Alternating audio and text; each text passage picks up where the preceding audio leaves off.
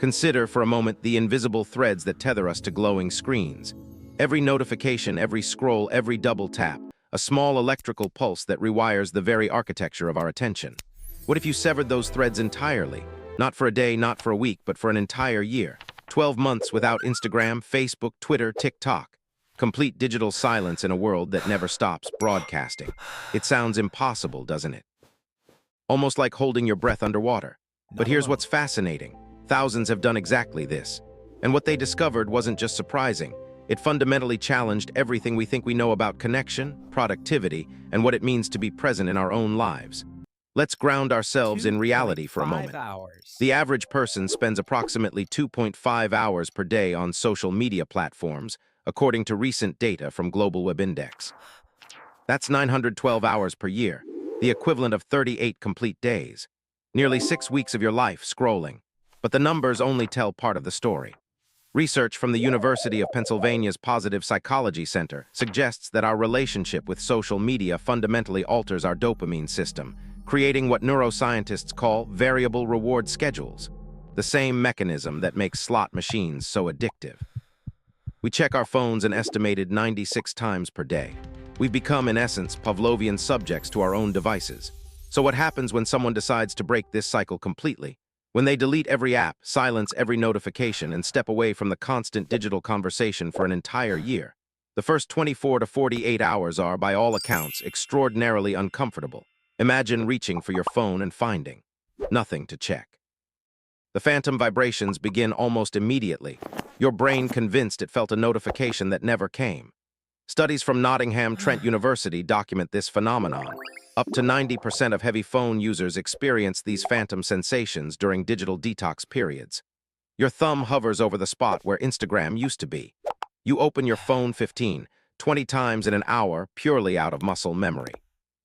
There's a restlessness that sets in, what psychologists call FOMO anxiety, the fear that something important is happening without you. Your brain, accustomed to constant dopamine hits, begins to protest. You might feel irritable, distracted, even slightly depressed.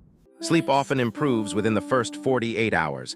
The blue light reduction and decreased cortisol levels from late-night scrolling create immediate physiological benefits. But emotionally, you feel disconnected, like you voluntarily exiled yourself from society itself. Week 1 through 2 marks what researchers call the adaptation phase.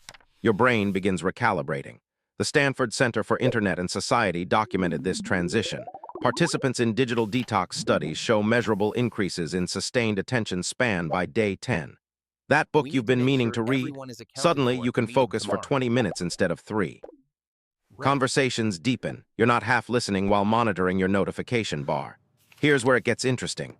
A study published in the Journal of Social and Clinical Psychology found that limiting social media use to 30 minutes per day significantly decreased loneliness and depression. But participants who quit entirely, the effects were even more pronounced. By week 2, many report a strange sensation, boredom, pure, undistracted boredom. And it's in this boredom that creativity begins to emerge. Your mind, no longer constantly stimulated, starts generating its own entertainment. You notice things, the way light hits a coffee cup, the rhythm of rain on windows. Time itself feels different, slower, more expansive. 30 to 90 days in, the transformation becomes undeniable. Neuroplasticity studies from the University of California suggest it takes approximately 66 days to form new habits, to literally rewire neural pathways. Your default behavior shifts. Instead of reaching for your phone during every idle moment, you sit with your thoughts. Relationships change fundamentally. Without the curated highlight reels of others' lives constantly streaming past, comparison anxiety diminishes. Research from the American Psychological Association indicates that social comparison on platforms like Instagram directly correlates with decreased self-esteem and increased anxiety. Remove the comparison and something remarkable happens. You become more content with your own life, exactly as it is. Productivity often skyrockets. Those 2.5 hours per day get redirected. People report learning languages, writing books, building businesses, deepening friendships through actual phone calls and face-to-face meetings. The quality of attention you can offer others and yourself fundamentally transforms. By day 90, most participants in long-term studies report they don't miss social media at all. The FOMO has been replaced by something unexpected. JOMO, the joy of missing out. But let's be honest about the difficulties. Complete social media abstinence isn't practical for everyone. If your career depends on social platforms, if you live far from family and it's your primary connection method, if you run a business that requires digital presence, quitting entirely may not be feasible. There's also the social cost. You might miss event invitations, lose touch with distant acquaintances, feel excluded from group conversations that happen in Instagram DMs or Facebook groups. Some people genuinely use social media mindfully and derive real value from their online communities. The goal isn't to demonize social media. It's to recognize when we've lost control of our relationship with it.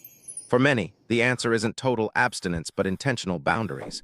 So what does it mean to quit social media for a year? It means trading algorithmic curation for self-curation. It means reclaiming hours of your life and redirecting them toward intentions you actually choose. It means discovering that the fear of missing out was largely an illusion, that most of what happens on social media is ephemeral noise, forgotten within hours. But perhaps most importantly, it means learning that you can survive, even thrive, without constant digital validation, that your worth isn't measured in likes. That presence, true, undistracted presence, is one of the most radical acts available in our attention economy. The question isn't whether you could quit social media for a year. The question is, what would you discover about yourself if you did? What's your relationship with social media? Could you step away for a year? Share your thoughts in the comments below. And if this exploration made you think, subscribe for more deep dives into life's most intriguing what-if scenarios. Next time we're asking, what if you spoke to strangers every day for a month?